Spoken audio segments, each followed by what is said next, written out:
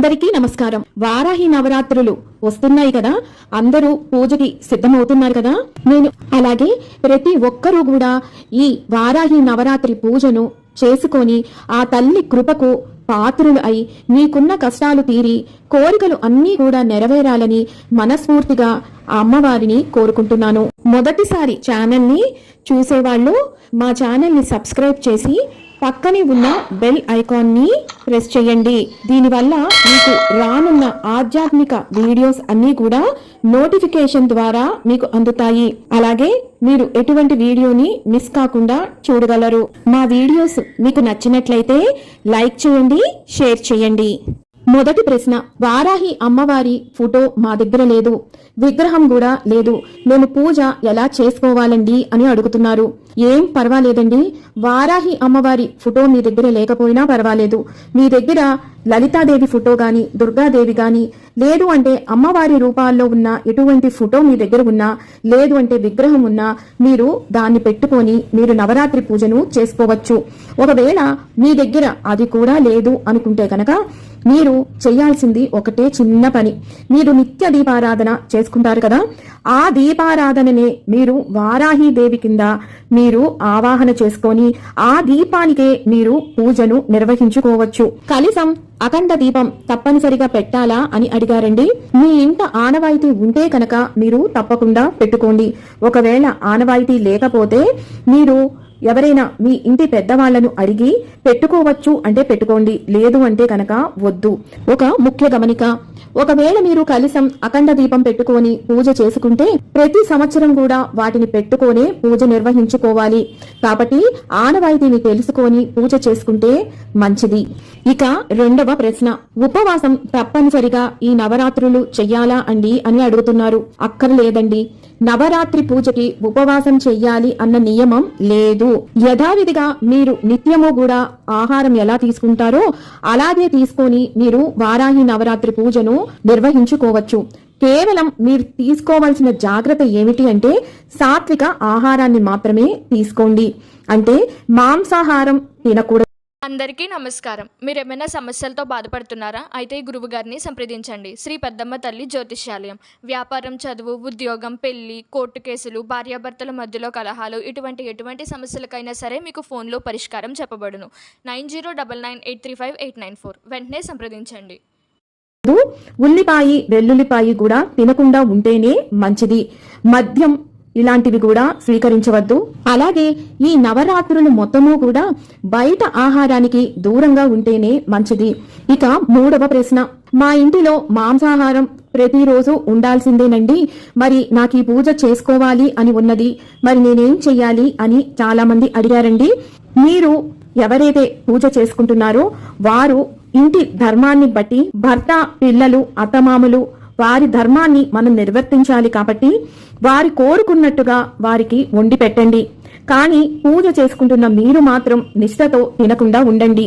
ఇక్కడ మీరు ముఖ్యంగా పాటించాల్సింది, మాంసాహారం వండిన తరువాత పొయ్యని పొయ్యగట్టు ఆ సామాను మొత్తము కూడా పూర్తిగా కడిగి శుద్ధి చేసుకున్న తరువాతే అమ్మవారికి మీరు కావాల్సిన ప్రసాదాలను వండుకోవాలి.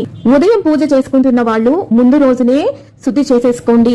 సాయంత్రం పూజ చేసుకునే వాళ్ళు సాయంత్రం ప్రసాదాలు వండుకునే ముందే మీరు ఈ శుద్ధి కార్యక్రమాన్ని పూర్తి చేసుకోండి. తరువాతి ప్రశ్న, 9 రోజులు కూడా తలస్నానం చెయ్యాలా అండి? ఆరోగ్యరీత్యా మాకు ఒంట్లో శక్తి లేదు, ఉద్యోగరీత్యా మేము బయటికి వెళ్లిపోవాలి, అంత సమయం లేదు, మేమేం చెయ్యాలి అని అడిగారు. మీరు ప్రతిరోజు కూడా తలస్నానం చెయ్యాల్సిన అవసరం లేదు. మొదటి రోజున మీరు పూజను స్థాపించుకుంటారు కాబట్టి మొదటి రోజున మాత్రం తప్పనిసరిగా తలస్నానం చెయ్యండి. ఆరోగ్యరీత్యా మీరు ఆ రోజు కూడా చెయ్యలేకపోతే మీరు చెయ్యాల్సిందల్లా ఏంటంటే, మీరు మామూలు స్నానం చేసేసిన తరువాత కొంచెం గంగాజలం లేదు అంటే పసుపు నీళ్ళని తీసుకొని పుండరీకాక్ష పుండరీకాక్ష అంటూ 3 సార్లు లేదా గంగా గంగా గంగా అంటూ 3 సార్లు మీ శిరస్సు పైన చిలకరించుకోండి. ఇలా చేస్తే తలస్నానం చేసిన ఫలితం ఉంటుంది. తరువాతి ప్రశ్న, బ్రహ్మచర్యం తప్పనిసరిగా పాటించాలా అండి అని చాలా మంది అడిగారండి. బ్రహ్మచర్యం మనం దేనికి పాటిస్తామో ముందు తెలుసుకోండి. ముఖ్యంగా ఇలా దీక్షలు వ్రతాలు చేస్తున్నప్పుడు బ్రహ్మచర్యం పాటించాలి అని పెద్దవాళ్ళు ఎందుకు చెప్తారు అంటే, మన శరీరము మనసు అంతా కూడా అమ్మవారి పాదాలపైనే లగ్నం కావాలి అని. ఎప్పుడైతే మనం బ్రహ్మచర్యం పాటిస్తామో అప్పుడే అది సాధ్యమవుతుంది. అందుకే ఈ నియమాన్ని పెద్దవాళ్ళు మనకి విధించారు. ఒకవేళ ఎవరికైనా బ్రహ్మచర్యం పాటించడం కుదరక మనసులో అమ్మవారి పూజ చేసుకోవాలి అని దృఢ సంకల్పం ఉన్నవారి కోసం కూడా మన శాస్త్రాలు ఒక చిన్న నియమం చెప్పింది. అదే తలస్నానం. వారు తప్పనిసరిగా తలస్నానం చేసి శుచి అయి ఆ తరువాతనే వారు ఈ పూజను నిర్వహించుకోవచ్చు. చాలా మంది అడిగిన ప్రశ్న అండి ఇది. గర్భిణీ స్త్రీలు వారాహి నవరాత్రి పూజను నిర్వహించుకోవచ్చా అని అడిగారు. మీరు 7వ నెల దాటితే కనుక ఈ పూజను నిర్వహించకూడదండి. ఎందుకు అంటే 7వ నెల దాటితే అది పురిటితో సమానం. అందుకని 7వ నెల దాటకపోతే మీరు ఈ పూజను చేసుకోవచ్చు. అలాగే ముఖ్య గమనిక, గర్భవతులు మీ శక్తి మీ ఆరోగ్యం సహకరిస్తేనే 9 రోజుల నవరాత్రి పూజను నిర్వహించుకోండి. లేదు అంటే మీరు చక్కగా ఒక కుర్చీలో కూర్చొని అమ్మవారి నామాలను చదువుకుంటూ అమ్మవారిని ధ్యానం చేసుకోండి. మీరు ఇలా చేస్తూ మీ భర్త పూజను నిర్వహించవచ్చును. గర్భవతులు పూజ చేసుకునేటప్పుడు కొబ్బరికాయ కొట్టవచ్చునా అని కూడా అడిగారు. కొబ్బరికాయ ఎట్టి పరిస్థితుల్లో గర్భవతులు కొట్టకూడదు. అలాగే ఆమె భర్త కూడా కొబ్బరికాయ కొట్టవద్దండి. ఎందుకంటే అది పూర్ణ ఫలం కాబట్టి గర్భంలో ఉన్న శిశువుకు అది ప్రతీక అవుతుంది. కాబట్టి మీరు కేవలం పూజ చేసుకోండి, ఫలాలను నివేదించండి, లేదంటే ప్రసాదాలు తయారు చేసుకొని నివేదించండి తప్ప కొబ్బరికాయ మాత్రం కొట్టవద్దు. తరువాతి ప్రశ్న, స్త్రీలకు నెలసరి వస్తే ఏం చెయ్యాలి? మీకు నెలసరి 5వ స్నానం అయిపోయిన తరువాత మీరు పూజను యథావిధిగా నిర్వహించుకోవచ్చు. మీరు నవరాత్రి పూజ మధ్యలో ఉండంగా నెలసరి వస్తే కనుక మీ భర్త గాని పిల్లలు గాని ఈ పూజను ముందుకు కొనసాగించవచ్చును.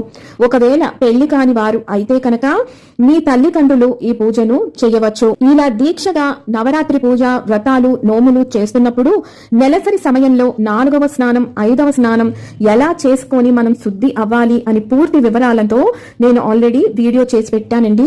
ఒకసారి ఆ వీడియో చూసే ప్రయత్నం చేయండి. పిల్లలు ఎవరైనా నెలసరిలో ఉన్నప్పుడు నేను పూజ చేసుకోవచ్చా అండి, మేము ఇంట్లో కలిపేసుకుంటాము అందుకే అడుగుతున్నాము అని అడిగారు. ముందుగానే వారికి నెలసరి వస్తుంది ఎప్పుడు అనేది మీకు తెలిస్తే కనుక వారి వస్త్రాలు సంబంధించిన వస్తు సామాగ్రి అంతా కూడా వేరుగా తీసి పెట్టేయండి. వారు కూర్చోటానికి అలాగే పడుకోవటానికి మీరు ముందుగానే సిద్ధం చేసి వారికి అందించేయండి. పూజ చేసుకునే సమయంలో వారిని ఆ ప్రాంతానికి కొంచెం దూరంగా ఉండమని చెప్పండి, వివరించండి. వారి మనసును బాధ పెట్టవద్దు. అలాగే మీరు పూజ చేసుకునే సమయానికి ఇంటి మొత్తాన్ని కూడా గంగాజలంతో గాని పసుపు నీళ్లతో గాని ఒకసారి ప్రక్షాళన చేసుకొని మీరు పూజకి సిద్ధమవ్వండి. తరువాతి ప్రశ్న, ఏటి సూతకంలో ఉన్నవాళ్లు ఈ నవరాత్రి పూజను నిర్వహించుకోవచ్చా అంటే, మీరు కేవలం దీపారాధన మామూలు నిత్య పూజ ఎలా చేసుకుంటారో అలాగే మీరు ఈ పూజను చేసుకోవచ్చు. అంతేగాని కలశం పెట్టుకోవటం, అఖండ దీపం, కుంకుమ పూజ, అభిషేకాలు ఇలాంటివి ఏమీ కూడా మీరు నిర్వహించకూడదు. మీరు అమ్మవారి స్తోత్రాలను చదువుకోవచ్చు, మీ కోరికలను కోరుకోవచ్చు. నవరాత్రి పూజను పూర్వ సువాసినీలు చేసుకోవచ్చా అని అడిగారండి. తప్పకుండా ఈ పూజను నిర్వహించుకోవచ్చండి. కేవలం కుంకుమ పూజ అలాగే కలశం, అఖండ దీపం ఇలాంటివి పెట్టుకోవద్దు. మిగిలిన నిత్య పూజ ఎలా చేసుకుంటారో అలాగ మీరు నిర్వహించుకోవచ్చు. తరువాతి ప్రశ్న, ఈ పూజను ఏ సమయంలో చెయ్యాలి అని చాలా మంది అడిగారండి. నేను ఆల్రెడీ ఈ విషయాన్ని డేట్స్ వీడియోలో వివరంగా వివరించాను. మళ్ళీ మీకోసం క్లుప్తంగా ఇక్కడ చెప్తున్నాను. ఈ పూజను ప్రత్యేకంగా అమ్మవారికి చిక్కటి చీకటి పడ్డాక పూజ నిర్వహిస్తే ఎంతో ఇష్టం. ఆ సమయంలో చేస్తేనే మన కోరికలన్నీ కూడా శీఘ్రంగా నెరవేరుతాయి. కాబట్టి మీరు ఉదయం చేసుకునే వాళ్ళు అయితే కనుక సూర్యోదయానికి పూర్వమే బ్రాహ్మీ ముహూర్తంలో చేసుకోండి. లేదు సాయంత్రమే చేసుకుంటాము అనుకునే వాళ్ళు సూర్యాస్తమయం అయిన తరువాత సుమారు 7 నుంచి 9 గంటల ప్రాంతంలో మీరు ఈ పూజను ప్రారంభించుకొని చేసుకోవచ్చు. తరువాతి ప్రశ్న, 9 రోజులు కూడా పూజను నిర్వహించాలా అండి అంటే, మీ శక్తి కొలది మీరు 1, 3, 5, 7 రోజులు ఇలా ఎన్ని రోజులు మీరు చేసుకోగలిగితే అన్ని రోజులు చేసుకోండి. ఇక్కడ ఒక ముఖ్య గమనిక, అమ్మవారికి పంచమి తిథి అంటే ఎంతో ఇష్టం. కాబట్టి ఆ పంచమి తిథి రోజున తప్పనిసరిగా పూజను నిర్వహించుకోండి. అలాగే అష్టమి, నవమి తిథులు కూడా మీరు చేసుకోవచ్చు. ముఖ్యంగా పంచమి శుక్రవారం కలిసి వస్తే కనుక అస్సలు వదులుకోకండి. ఇది అతి శక్తివంతమైన, అమ్మవారికి ఎంతో ప్రీతికరమైన రోజు. కాబట్టి ఈ రోజుల్లో మీరు పూజను ఒక్కరోజు చేసుకున్నా చాలు. 9 రోజులు కూడా అన్ని నైవేద్యాలు మీరు చెప్పిన ప్రకారం చెయ్యాలా అండి అని అడిగారు. అక్కర్లేదండి. మీ శక్తి కొలది, మీ ఆరోగ్యరీత్యా మీరు చెయ్యగలిగితే నైవేద్యాలను చేసి అమ్మవారికి నివేదించండి. అమ్మవారికి ఇష్టమైన బెల్లంతో చేసిన పానకం, అలాగే దానిమ్మ గింజలు చాలా ప్రీతికరం. మీరు ఎన్ని నైవేద్యాలు చేసి పెట్టినా అమ్మవారికి ఇవి ఒక్కటి నివేదిస్తే చాలు. తరువాతి ప్రశ్న, మాకు మంత్రాలు ఏమీ రావు, అమ్మవారి స్తోత్రాలు రావు, షోడశోపచార పూజ మాకు రాదు, మేమేం చెయ్యాలండి అని అడిగారు. మీకు ఎటువంటి మంత్రము రావాల్సిన అవసరం లేదండి. షోడశోపచార పూజ కూడా మీరు చెయ్యలేకపోతే ఏం పర్వాలేదు. మొదటిది నేను ఆడియో ఆల్రెడీ చేసి పెట్టాను. ఆడియో పెట్టుకొని మీరు పూజను నిర్వహించుకోవచ్చు. లేదు నాకు అంత సమయము లేదు అనుకునే వాళ్ళు కేవలం పంచ ఉపచారాలను నిర్వహించండి. అంటే దీపం, ధూపం, నైవేద్యం, మంగళహారతి, నమస్కారం, ఇవి చాలు. ఇవి ఒక్కటి మీరు ప్రతిరోజు కూడా నిర్వహించుకోవచ్చు. మీకు వస్తే అమ్మవారి 12 నామాలు ఉన్నాయి. ఆ 12 నామాలు చదువుకుంటే చాలు, ఎంతో శక్తివంతం. ఆ వీడియో కూడా నేను చేసి పెట్టాను. దాని లింక్ కూడా కింద ఇస్తాను. ఆ నామాలను మీరు చదువుకోవచ్చు. లేదా నేను చెప్తున్నది వింటూ మీరు కొన్ని అక్షంతలు, పువ్వులు అమ్మవారి మీద వేసినా చాలు. ఒకవేళ అది కూడా చేయలేమండి, మాకు అది కూడా రాదు అంటారా, అప్పుడు శ్రీ మాత్రే నమః అనే ఈ నామాన్ని మీరు పఠిస్తూ అమ్మవారి ఈ పంచ ఉపచారాలను నిర్వహించుకోండి చాలు.